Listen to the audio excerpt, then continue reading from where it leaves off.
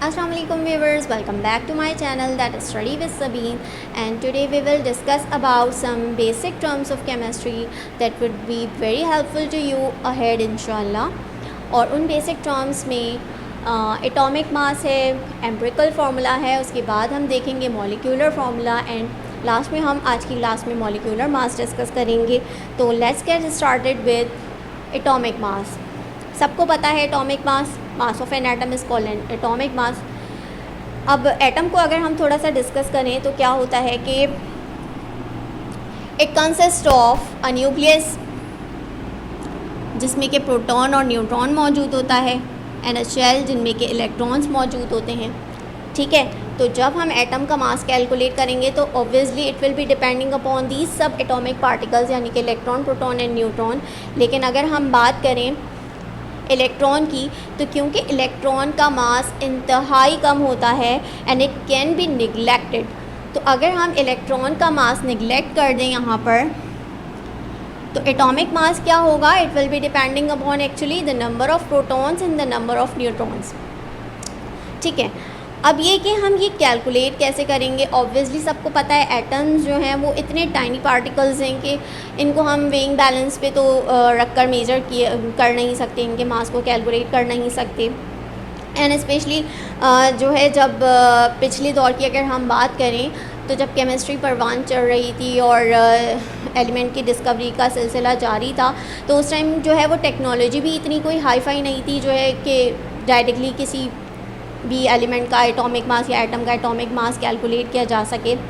तो उस टाइम जो है वो साइंटिस्ट को एक स्पेसिफिक मेथड की ज़रूरत थी, एक स्पेशल मेथड की ज़रूरत थी जिसके थ्रू जो है वो एटॉमिक मास को कैलकुलेट कर सकें या मेजर कर सकें. क्योंकि उस वक्त जो है वो एटॉमिक मास को मेजर करने की ज़रूरत पड़ रही थी. तो उस टाइम ये जो है वो जो स्पेशल मेथड डिसाइड हुआ वो रिलेटिव मास मेथड का मेथड था. ठीक है, relative mass method.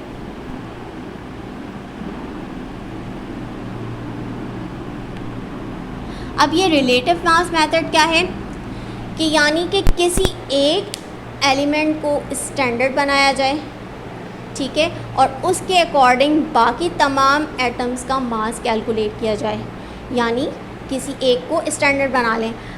For example अगर हम इसकी नॉर्मल लाइफ में जो है वो एग्ज़ाम्पल देखते हैं तो क्या होता है कि हम लेट्स से हम बाज़ार गए और हमने फ्रूट्स वाले से कहा कि भाई 1 किलो सेब चाहिए, तो वो क्या करेगा कि एक तरफ 1 किलो का बाट रखेगा और दूसरी तरफ उसके कंपैरेटिवली जो है वो सेब या कोई भी फ्रूट होगा उसे तोलना शुरू करेगा. तो ये भी क्या हुआ, ये भी रिलेटिव मास मेजर हो रहा है. एक्चुअल या एब्सोल्यूट वैल्यू मेजर नहीं हो रही बल्कि रिलेटिव मास मेजर हो रहा है. ठीक है, तो अब अगर हम एटम्स की दुनिया में आए तो अब यहाँ पर हमें एक स्टैंडर्ड एटम की ज़रूरत थी जिसके कंपैरिजन में हम बाकी एटम्स का मास कैलकुलेट करें. ठीक है, अब मसला ये था कि ये एटम कौन होगा जो स्टैंडर्ड है. तो 1961 में एक इंटरनेशनल एग्रीमेंट के तहत कार्बन 12 को स्टैंडर्ड माना गया. ठीक है, और इस स्टैंडर्ड माना गया कि अब बाकी एटम्स का जो मास है वो इसको स्टैंडर्ड रखकर इसकी कंपैरिजन में कैलकुलेट किया जाएगा. ठीक है, now the question arises here that what is carbon 12. ठीक है, कार्बन तो सबको पता है, बट व्हाट इज़ 12 हियर. ठीक है, एंड व्हाई इज़ कार्बन 12, यानी कि कार्बन 12 को ही क्यों.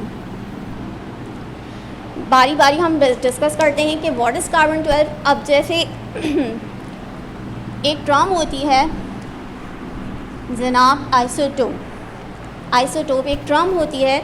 ठीक है, और अब सबको पता है कि जो एलिमेंट हैं they are the mixture of isotopes, यानी कि किसी भी एलिमेंट में एक से ज़्यादा तरह के एलिमेंट्स मौजूद हो सकते हैं. ठीक है, और ये जो एलिमेंट हैं, जो एटम्स हैं, ये वेरी करेंगे कहाँ पर? नंबर ऑफ़ प्रोटॉन्स में. यानी कि आइसोटोप्स क्या होते हैं? आइसोटोप्स होते हैं they are the atoms having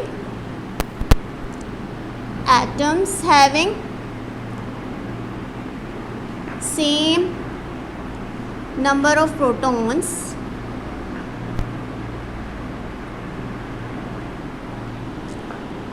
but different number of neutrons. यानी अगर हम हाइड्रोजन की बात करते हैं तो लेट्स सपोज हाइड्रोजन के किसी भी सैंपल में हाइड्रोजन के 3 तरह के एटम्स हो सकते हैं, ठीक है, that is protium,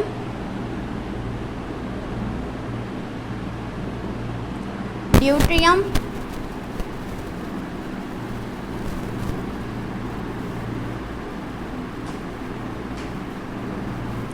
and tritium, ठीक है। अब इसमें क्या होगा,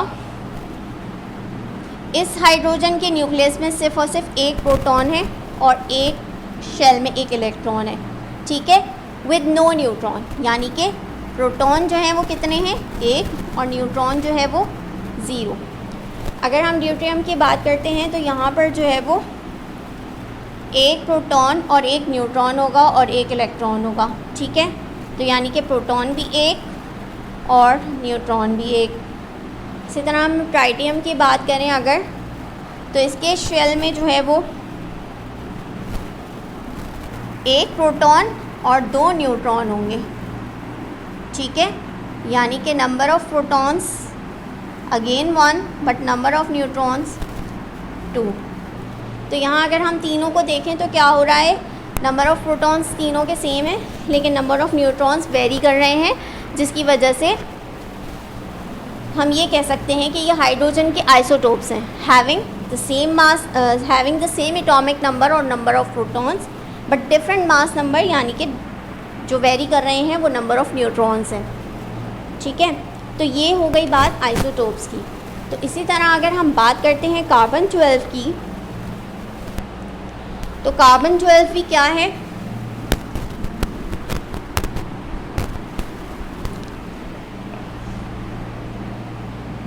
अगर हम कार्बन का कोई सैंपल लेते हैं, कार्बन का एलिमेंट लेते हैं, तो उसमें 3 तरह के एटम्स हो सकते हैं।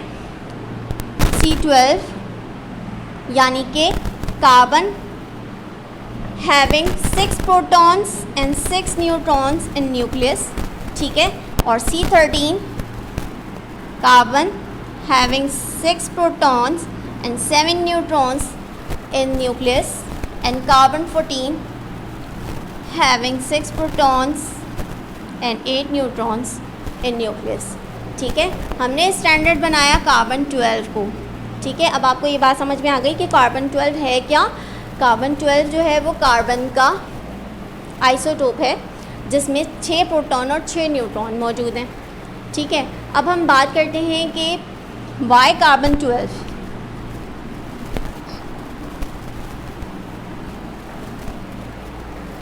ठीक है, कार्बन 12 को सेलेक्ट करने का जो क्राइटेरिया है वो वैसे तो आपकी सिलेबस में इंक्लूड नहीं है, लेकिन मैं आपको सरसरी एक जो है मतलब इसका वो दे देती हूँ कॉन्सेप्ट कि किन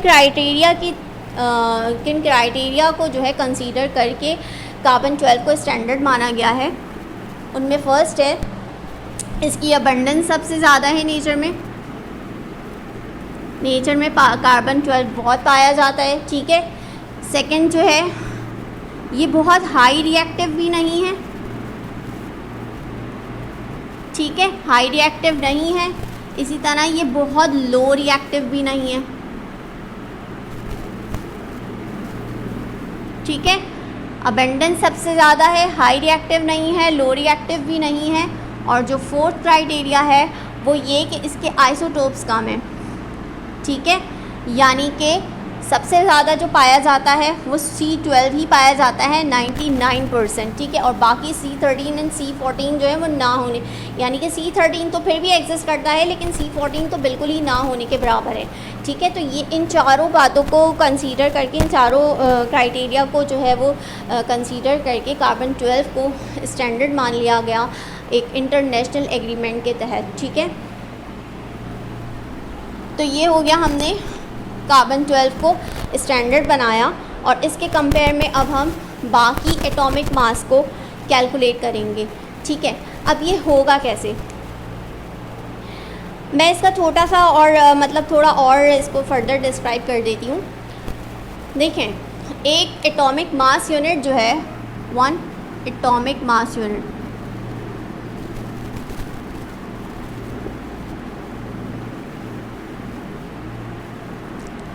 ये क्या है, AMU, ये क्या है, आप सपोज़ करें कि ये है एक रेक्टेंगल जो कार्बन 12 का एक एटम है। ठीक है, लेट्स सपोज, जिसको हम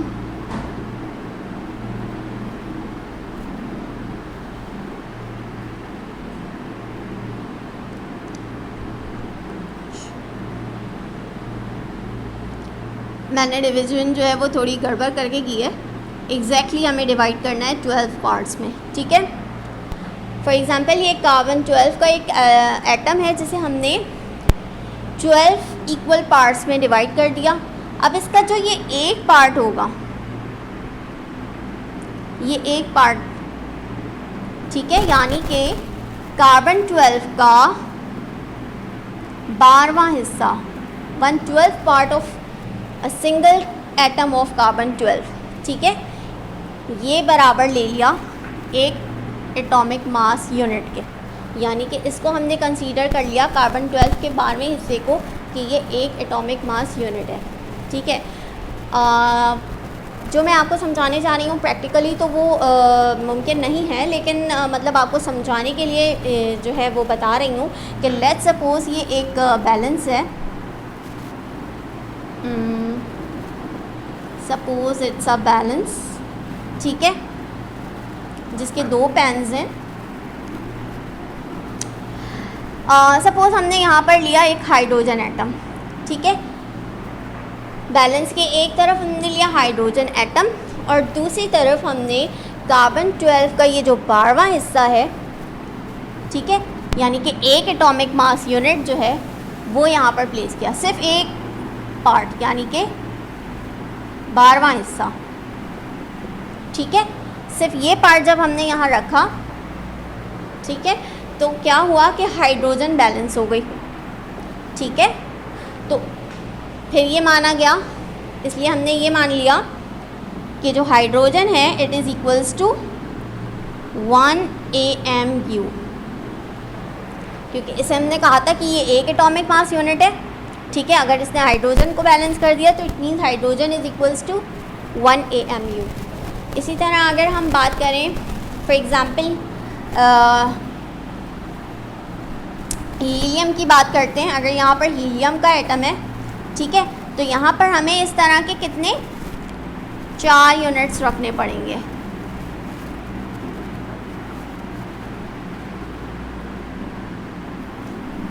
ठीक है, तो इस तरह के हमने 4 रखे तो हीलियम बैलेंस हो गई। तो इसका मतलब हमने कह दिया कि जो हीलियम का एक एटम है it is equals to 4 AMU। ठीक है, और इसी तरह अगर हम एक बात करते हैं ऑक्सीजन की,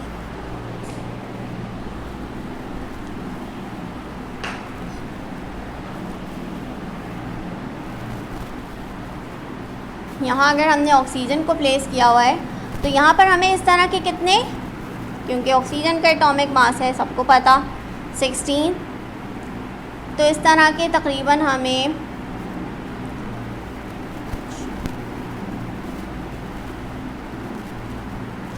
16 बार्स रखने पड़ेंगे।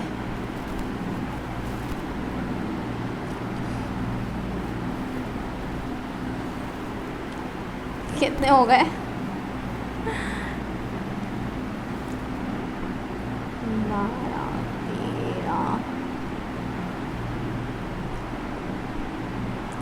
ठीक है, ये हो गए 16 एटॉमिक मास यूनिट, यानी कार्बन 12 का अगर एक पार्ट लें तो जो 12वां हिस्सा है यानी 12 पार्ट्स में डिवाइड करके जो एक पार्ट हमने जिसको हमने 1 AMU के बराबर कहा, तो इसी तरह के अगर 16 AMU यहाँ पर रखें तो ऑक्सीजन बैलेंस होगी।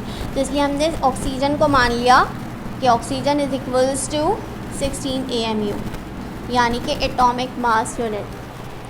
आई होप कि आपको अब जो है वो एटॉमिक मास क्लियर हो गया हो कि व्हाट इज़ एटॉमिक मास, और किस तरह जो है वो कार्बन 12 को स्टैंडर्ड बनाकर उसके कंपैरिजन में एटम्स का मास कैलकुलेट किया जाने लगा।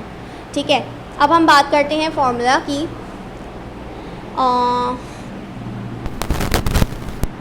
फार्मूला क्या होता है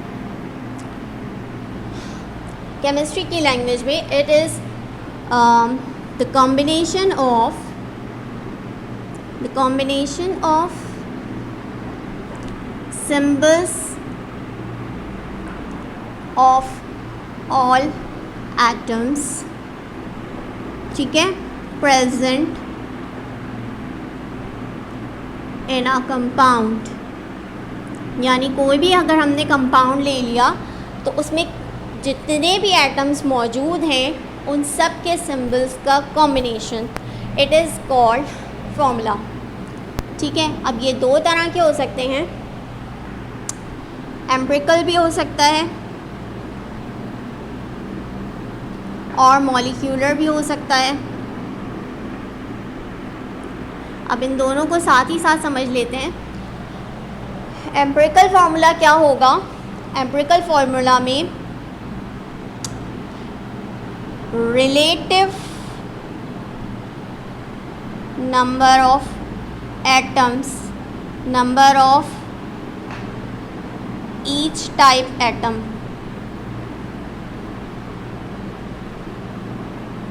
relative number of each type of atom, ठीक है, और किसी भी कंपाउंड में। और मॉलिक्यूलर अभी हम समझते हैं, don't be confuse about it. Molecular formula में क्या होगा? Actual number of atoms, actual number of all atoms present in a compound, ठीक है। तो अब यहाँ पर डिफरेंस जो है वो किस बात का है? यहाँ relative number of atoms calculate हो रहे हैं और यहाँ एक्चुअल। अब इसको हम एग्जांपल से समझते हैं। अगर हम बेंजीन की एग्जांपल लें तो बेंजीन जो है वो क्या है? C6H6, इट इज़ बेंजीन, ठीक है। तो अगर हम बेंजीन में देखें कार्बन और हाइड्रोजन का रेशो, तो यहाँ पर 6 कार्बन है, 6 हाइड्रोजन है, इसका रेशो हो गया 1:1, ठीक है। यानी एक हाइड्रोजन और एक कार्बन और एक हाइड्रोजन, ठीक है। तो ये CH जो है वो क्या हो गया? इसका एम्पिरिकल फार्मूला हो गया।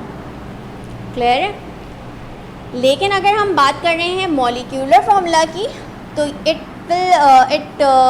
Represents the actual number of all atoms present in a compound.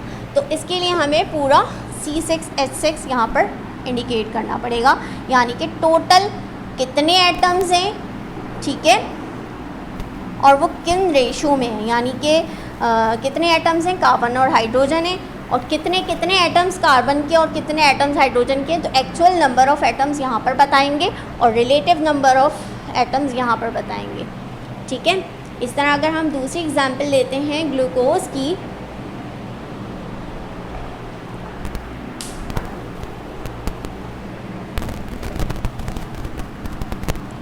Glucose की एग्जांपल लेते हैं जनाब, C6H12O6, ठीक है। तो इसमें कार्बन कितने? 6, हाइड्रोजन 12, ऑक्सीजन 6, ठीक है। तो 1:2:1। तो यहाँ पर इसका एम्पिरिकल फार्मूला हो गया CH2O, यानी कार्बन 1, हाइड्रोजन 2, ऑक्सीजन 1। लेकिन अगर हम इसके एक्चुअल फार्मूला की या मॉलिक्यूलर फार्मूला की बात करें तो यहाँ पर हमें C6H12O6 पूरा बताना पड़ेगा, ठीक है। हाँ, बाज़ औक़ात ऐसा ज़रूर होता है कि जो एम्पिरिकल फार्मूला होता है और वो मॉलिक्यूलर फार्मूला, यानी कि दोनों सेम होते हैं। कुछ एग्जांपल्स में ऐसा होता है, कुछ कंपाउंड्स ऐसे होते हैं जिनका एम्पिरिकल और मॉलिक्यूलर फार्मूला सेम होता है। जैसे कि अगर हम कार्बन डाइऑक्साइड की बात करें तो इसमें क्या होगा कि वही रेशो है कि 1 कार्बन है और 2 ऑक्सीजन है, तो इसको हम डिवाइड तो कर नहीं सकते। तो यहाँ पर इसका जो है वो एम्पिरिकल फार्मूला भी CO2 होगा और मॉलिक्यूलर फार्मूला भी CO2 होगा। तो ये हो सकता है, पॉसिबिलिटी है कि दोनों सेम हो, लेकिन यहाँ पर जो है वो हम relative number of atoms define करेंगे, जबकि यहाँ पर actual number of atoms define करेंगे। ठीक है,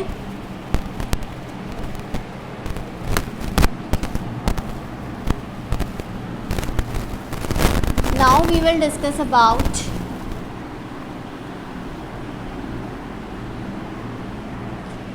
अच्छा, ये होता है कि एम्पिरिकल फार्मूला जो है वो बाज़ औक़ात जो है वो मतलब समटाइम्स तो ऐसा होता है कि एम्पिरिकल फार्मूला और मॉलिक्यूलर फार्मूला सेम हो, लेकिन समटाइम्स जहाँ नहीं होता वहाँ क्या होता है, उसका सिंपल मल्टीपल होता है। यानी कि अगर हमने ग्लूकोज की एग्जांपल ली थी C6H12O6 की, तो यहाँ पर CH2O जो है वो इसका एम्पिरिकल फार्मूला बन रहा था। ठीक है, और इसका मॉलिक्यूलर फार्मूला तो हमें पता है। तो अगर हम इसको फॉर एग्ज़ाम्पल 6 से मल्टीप्लाई करें तो ये अगेन हमें क्या मिल जाएगा, C6H12O6 अगेन हमें मिल जाएगा। तो इसका मतलब एम्पिरिकल फार्मूला जो है वो मॉलिक्यूलर फार्मूला जो है वो एम्पिरिकल फार्मूला का सिंपल मल्टीपल होता है। यानी कि हम ये कह सकते हैं कि एम्पिरिकल फार्मूला जो है it is the multiple of molecular formula, molecular formula जो है वो it is the multiple of empirical formula, where n जो है it is a whole number.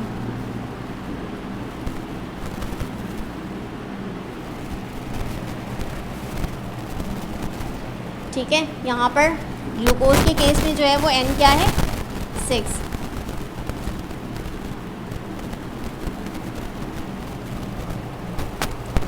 तो ये था जनाब एम्पिरिकल और molecular formula. Now we will discuss about molecular mass.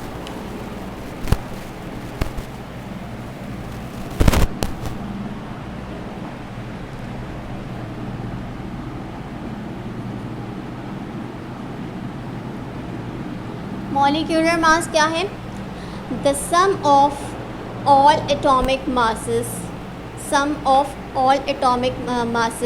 of all atoms present in a compound or a molecule। ठीक है, यानी कि किसी भी कंपाउंड में जितने भी एटम्स मौजूद हैं और उनके जितने भी नंबर ऑफ़ एटम्स मौजूद हैं उन सब के मासेस का सम अगर ले लिया जाए तो मॉलिक्यूलर मास बनता है। फॉर एग्ज़ाम्पल अगर हम कार्बन डाइऑक्साइड की बात कर रहे हैं, कार्बन का मास हो गया 12, ऑक्सीजन क्योंकि 2 है हमारे पास और इस एक का मास होता है 16, तो 2 का मास हो गया 32 + 12 44 AMU। ठीक है, इसी तरह अगर हम किसी भी और की बात करें, सपोज़ हम बात करते हैं O3 की, तो क्या होगा, कितने एटम्स हैं, 3 एटम्स हैं और तीनों क्या हैं, ऑक्सीजन है। एक का मास 16 होता है, 16 × 3 it is equals to 48 AMU। ठीक है, मॉलिक्यूलर मास जो है वो किसके बराबर है, molecular mass is the sum of all atomic masses present in a molecule और अ कंपाउंड। तो ये थी जनाब हमारी आज की क्लास। उम्मीद है कि आपको जो है जो मैंने कॉन्सेप्ट्स देने की कोशिश की हैं वो आपको समझ में आई होंगी। और अगर आप में से जो स्टूडेंट्स मेरी लास्ट क्लासेस का रिव्यू लेना चाहते हैं तो वो आई बटन पे जाकर या नीचे डिस्क्रिप्शन बॉक्स से मेरी लास्ट क्लासेस का लिंक ले सकते हैं, वहाँ से जाकर ले सकते हैं क्लासेस। और जिन्होंने अभी तक मेरे चैनल को सब्सक्राइब नहीं किया तो प्लीज़ काइंडली मेरे चैनल को सब्सक्राइब करें, मेरी वीडियोज़ को लाइक दें और अपने फ्रेंड्स के साथ ज़रूर शेयर करें। और मिलते हैं फिर अगली वीडियो में, तब तक के लिए अल्लाह हाफ़िज़।